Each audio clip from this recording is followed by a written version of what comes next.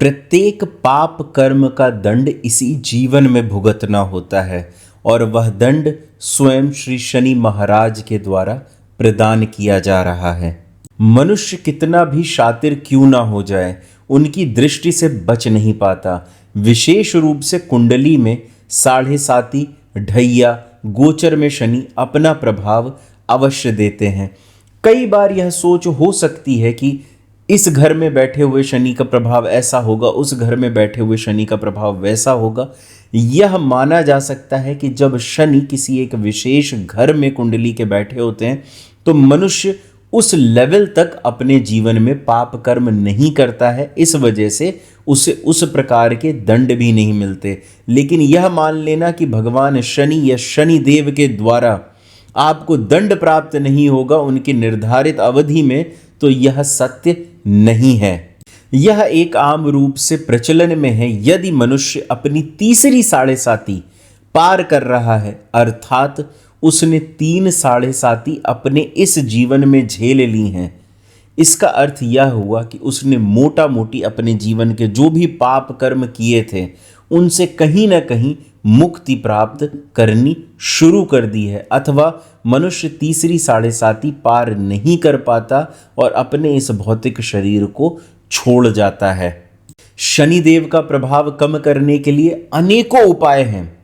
दान करना, धर्म करना, शांति से रहना, लोगों के ऊपर परोपकार करना, पाप कर्म ना करना, षड्यंत्र ना करना, आदि आदि। वह व्यक्ति जो अपने जीवन में शनि से प्रभावित होता है उसके घुटने के निचले हिस्से अथवा घुटने के हिस्से में कहीं ना कहीं कष्ट बना ही रहता है। और यह भी माना जाता है कि यदि शनि कष्ट दे रहे हैं तो आने वाले समय में आपको लाभ भी अवश्य प्रदान करेंगे। आपने आज तक शनि देव के अनेक वैदिक मंत्र, वैदिक उपाय अवश्य किए होंगे जिससे कहीं ना कहीं कुछ ना कुछ लाभ भी अवश्य मिलता है।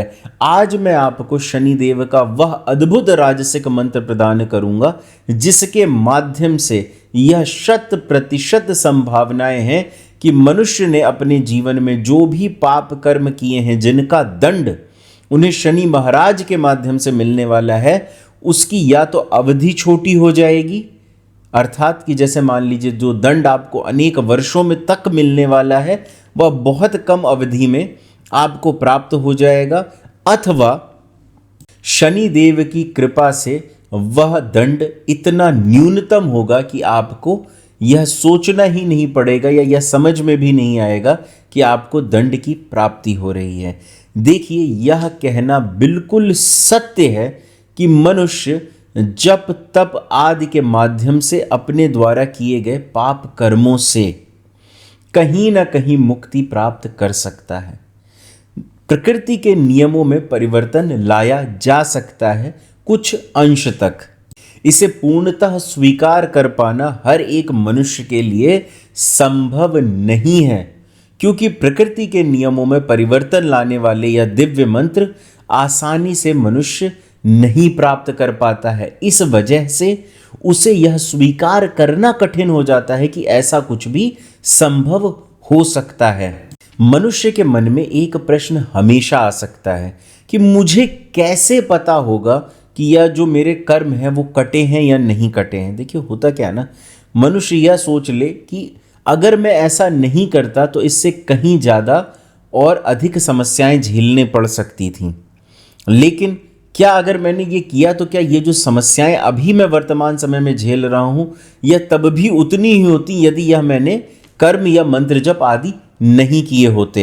यह एक ऐसा सामान्य प्रश्न है जो किसी भी मनुष्य के मन में कभी भी उत्पन्न हो सकता है, लेकिन यह आपको स्वीकार करना होगा कि मनुष्य इस प्रकार के प्रश्नों का उत्तर अपनी बुद्धि के माध्यम से, अपने मस्तिष्क के माध्यम से प्राप्त नहीं कर सकता जब तक वह स्वयं त्रिकालदर्शी ना हो जाए, अर्थात उसे स्वतः ना पता हो कि भविष्य में क्या होने वाला है। लेकिन जिस प्रकार से आज हमें जिन महर्षियों के माध्यम से ईश्वर के विषय में पता चला, नवग्रहों के विषय में पता चला, अतृप्तताओं के विषय में पता चला, उन्होंने ही हमें यह भी जानकारियां दी हैं कि इन समस्याओं से मुक्ति कैसे प्राप्त की जा सकती है। तो यह सोचना कि मैं ईश्वर पे तो विश्वास करूंगा, लेकिन मैं उनके द्वारा दिए गए अन्य ज्ञान पे विश्वास नहीं करूंगा। मैं नहीं मानूंगा अप्सराएं होती हैं, मैं नहीं मानूंगा यक्षिणियां होती हैं, मैं नहीं मानूंगा कि ग्रहों के मंत्र से जाप से लाभ प्राप्त होता है। मैं सिर्फ इतना मानूंगा कि नहीं, सारा कुछ मंदिर जाने से ही पूर्ण होता है। देखिए, जब मनुष्य विभाजन करता है, एक छोटी सी चीज को पकड़ लेता है, बाकी चीजों को अस्वीकार कर देता है, तो उसके जीवन में कष्ट बने ही रहते हैं। या तो किसी महर्षि की समस्त बातों को स्वीकार कीजिए, वरना पूर्णतः अस्वीकार कीजिए और स्वयं से खोज कीजिए। और आप यह जान लें, जिन महर्षियों ने हजारों लाखों वर्षों में यह सूत्र प्रदान किए हैं या जीवन का सत्य आपको बताया है, वह आप एक जीवन में कभी नहीं खोज पाएंगे और अंततोगत्वा थक हार कर बैठ जाएंगे। शनिदेव के यह दिव्य मंत्र मनुष्य को राशि अनुसार प्राप्त होंगे, और वह साधक जो दिव्य मंत्रों की प्राप्ति करना चाहते हैं, सर्वप्रथम उन्हें यह समझना होगा कि मंत्र जप के जो नियम हैं उनको जाने बिना आप मंत्र जप नहीं कर सकते। और राजसिक प्रावधान सबसे अधिक आसान है। उन सभी नियमों को समझने के लिए डिस्क्रिप्शन बॉक्स में 3 वीडियो आपको उपलब्ध हैं, उनको अवश्य देखें। यह मंत्र भी आपको निःशुल्क रूप से प्राप्त होंगे। इस साधना में अनेक विधियां हैं, जिसमें एक वह साधक हैं जो हवन के साथ इसको कर सकते हैं, जिससे मंत्र का प्रभाव कई 100 गुना बढ़ जाता है। वह साधक जो ध्यान के अभ्यास से इसको कर सकते हैं, जिससे मंत्र का प्रभाव कई करोड़ गुना बढ़ सकता है। वह साधक जो इसी प्रावधान को, इसी मंत्र विधि को त्राटक के माध्यम से कर सकते हैं, उससे कई हजार गुना आपको लाभ प्राप्त होता है। वह मनुष्य जो इन तीनों में से किसी का भी पालन नहीं कर सकते हैं, उनके लिए भी विशेष विधियां हैं। विशेष रूप से अंजन निर्मित किया जाता है, इसमें विशेष औषधियों का उपयोग किया जाता है, जिसको गंध रूप में मनुष्य कोयले पे जलाकर भी अपने जीवन के संकट का नाश कर सकता है मंत्र जप के दौरान। राशि अनुसार मंत्र की प्राप्ति हेतु आप डिस्क्रिप्शन बॉक्स में दिए गए टेलीग्राम चैनल को ज्वाइन कर सकते हैं और यह जान लें कि मंत्र पूर्णतः निःशुल्क ही आपको प्राप्त होगा। और राशि अनुसार ही इसमें दिशा निर्धारित रहती है कि मनुष्य किस दिशा में मंत्र जप करेंगे। मूलतः पश्चिम दिशा को सर्वोत्तम माना गया है इस मंत्र जप के लिए। साधक को जो आसन का उपयोग करना है वह काला आसन ही होगा, अन्य किसी आसन का उपयोग नहीं करना है।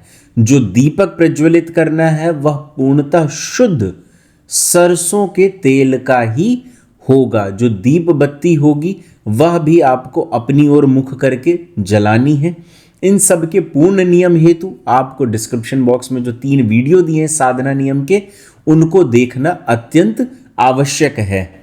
वह साधक जो हवन की प्रक्रिया करना चाहते हैं, उन्हें पता है कि शनि की लकड़ी होती है, आम की लकड़ी के साथ उस लकड़ी को मिलाएं और काले उड़द की दाल से इसमें हवन किया जाता है। अर्थात सिर्फ और सिर्फ काला उड़द ही चाहिए आपको हवन करने के लिए। तर्पण मार्जन हेतु आपको जल में, शुद्ध जल में गुड़हल के फूल डालकर 1 रात्रि पूर्व रख देना है और अगले दिन उसी से तर्पण मार्जन करना है। इसमें माला संख्या निर्धारित नहीं होती है।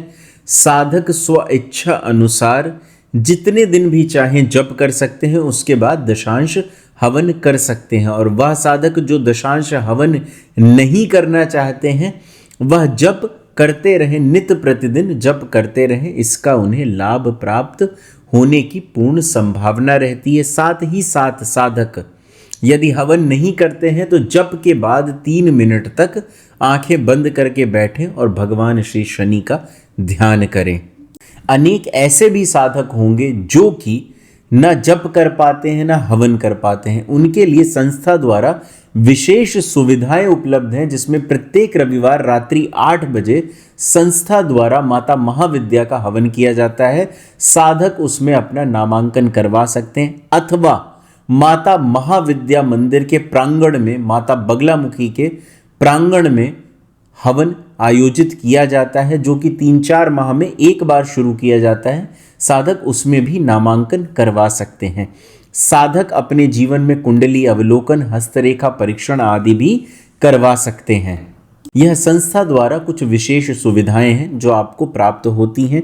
साथ ही साथ वह साधक जो ग्रह के रत्न आदि नहीं पहन सकते, अत्यंत कम शुल्क में रत्न से भी कहीं ज़्यादा प्रभावी ग्रह तंत्र भी धारण कर सकते हैं। और वह साधक जो रत्न पहन सकते हैं, वह तंत्र और रत्न दोनों धारण करें। देखिए, रत्न का क्या रहता है, वह किसी ग्रह के प्रभाव को बढ़ाता है, उसकी और जो पॉजिटिव एनर्जी है उसको बढ़ाता है। तंत्र दोनों काम करता है, अगर नकारात्मक शक्ति आ रही है किसी ग्रह से तब भी न्यूट्रलाइज करता है, बहुत पॉजिटिव है तो उसे भी न्यूट्रलाइज करता है, उसे कभी भी बहुत ऊपर या नीचे नहीं करता है। तो न्यूट्रल ग्रह पे भी मनुष्य अपने जीवन को बहुत अच्छे से जी लेता है।